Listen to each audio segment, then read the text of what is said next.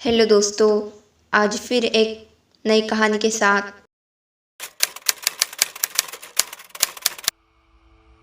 ये कहानी है सीमा नाम की लड़की की। सीमा हॉस्टल में पढ़ाई के लिए आई थी। उसने हॉस्टल में नई नई एडमिशन की थी। वो काफ़ी शांत लड़की थी।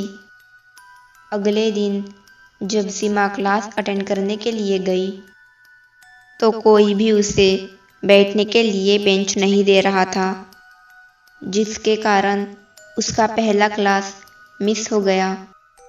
उसी दिन रात के 12 बजे उसकी रूम की लड़कियों ने उसे बहुत परेशान किया, जिसके कारण वो हॉस्टल से बाहर निकल गई। उसे कुछ समझ नहीं आ रहा था कि वो कहाँ जाए, क्योंकि हर जगह उसकी रैगिंग की जाती थी। फिर उसे याद आया कि हॉस्टल के पीछे वो जा सकती है, क्योंकि वहाँ जाने के लिए सख्त मनाही थी। इसीलिए वो हॉस्टल के पीछे चली गई। हॉस्टल के पीछे एक कुआं था।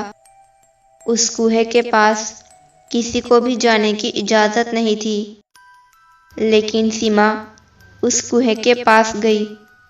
उसने उस कुएं में झांक कर देखा। तभी अचानक उसके पीछे से एक लड़की आई।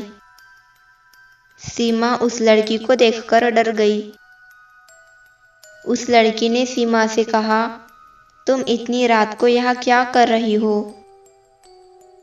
फिर सीमा ने उससे बताया कि उसकी क्लास की लड़कियों ने उसे काफ़ी परेशान किया। फिर सीमा ने उस लड़की से उसका नाम पूछा। उसने अपना नाम रोमा बताया। फिर उन दोनों की काफ़ी वक्त तक बातें हुई। बातों ही बातों में उनकी अच्छी दोस्ती हो गई। कुछ देर के बाद वो दोनों वहाँ से चली गई। फिर अगले दिन जब सीमा क्लास के लिए जा रही थी, तभी उसके सामने रोमा आ गई। सीमा ने रोमा से पूछा, तुमने यहाँ न्यू एडमिशन की है? तभी रोमा ने बताया कि उसके डैडी ने उसकी नई एडमिशन की। हॉस्टल की सारी लड़कियां सीमा को देखकर शॉक हो गई। उन्हें ऐसा लग रहा था कि सीमा अकेले ही बात कर रही है। फिर वो दोनों क्लास में चली गई। फिर क्लास में सीमा की क्लास की लड़की नेहा, जो सीमा के पीछे बैठी हुई थी, उसने सीमा की गर्दन पर डिवाइडर से मारने की कोशिश की, लेकिन वो डिवाइडर अपने आप ही नेहा के हाथों पर मारने लगा। नेहा जोर से चिल्लाई। मैम को ऐसा लगा कि नेहा मजाक कर रही है, इसलिए मैम ने उसे क्लास के बाहर निकाल दिया। सीमा नेहा पर हंस रही थी, इसीलिए नेहा को सीमा पर बहुत गुस्सा आया। फिर रात को सीमा ने नेहा को बहुत परेशान किया। उसके अगले दिन नेहा वॉशरूम में मरी हुई मिली। किसी को भी समझ नहीं आ रहा था कि ऐसा कैसे हुआ। उसी दिन रात को नेहा की दोस्त शनाया और अमायरा, उन दोनों ने सीमा के बाल काटे। फिर अगले दिन की सुबह जब शनाया उठी तो सीमा की जगह शनाया के बाल कटे हुए मिले।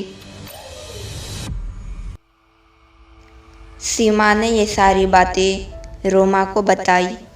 फिर रोमा ने कहा कि तुम मेरी दोस्त हो और अगर कोई तुम्हें परेशान करे तो मैं उसे छोड़ूंगी नहीं। फिर कुछ घंटे के बाद शनाया और अमायरा लापता हो गई। जब पूरा हॉस्टल देखने के बाद भी वो दोनों नहीं मिले तो उन्होंने हॉस्टल के पीछे देखा। तब ना चाहते हुए भी उन्होंने उस कुएं में झांक कर देखा। शनाया और अमायरा की लाश उसी कुएं में पड़ी हुई मिली। सीमा ने फिर एक बार रोमा से पूछा, क्या तुमने शनाया और अमायरा को परेशान किया? रोमा खामोश हो गई। सीमा ने रोमा पर गुस्सा किया और रोमा से अपनी फ्रेंडशिप तोड़ दी। सीमा ने ये सब कुछ मैम को बताया कि शनाया, नेहा और अमायरा को रोमा ने मारा। तब मैम शॉक हो गई। मैम सोच में पड़ गई कि ऐसा कैसे हो सकता है। फिर मैम ने प्रिंसिपल को बताया। प्रिंसिपल हैरान हो गई। प्रिंसिपल ने रोमा की फाइल निकाली और रोमा की तस्वीर सीमा को दिखाई। जब सीमा ने कहा कि ये वही रोमा है, तब प्रिंसिपल और मैम शॉक हो गए। तब प्रिंसिपल मैम ने कहा कि ऐसा कैसे हो सकता है, उसे मरे हुए 1 साल हो चुका है। फिर प्रिंसिपल ने सीमा को बताया कि रोमा तुम्हारी तरह एक शांत लड़की थी। उसकी क्लास की लड़कियां उसे बहुत परेशान करती थी। फिर एक दिन रोमा ने उस कुएं में गिरकर आत्महत्या कर ली। फिर उसी रात को जब सीमा सो रही थी, तब सीमा को आवाज़ें आ रही थी। सीमा उस कुएं के पास गई। रोमा कुएं से बाहर निकली।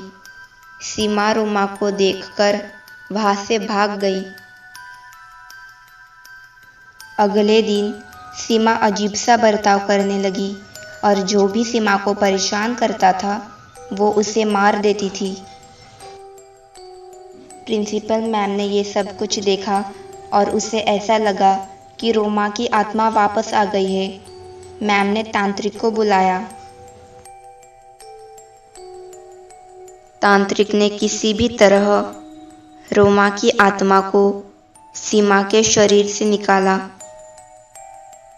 फिर रोमा कुएं में चली गई और तांत्रिक ने उस कुएं के आसपास अपने तांत्रिक शक्ति से उस कुएं को हमेशा के लिए बंद कर दिया और उस कुएं के पास जाने के लिए सख्त मनाही कर दी।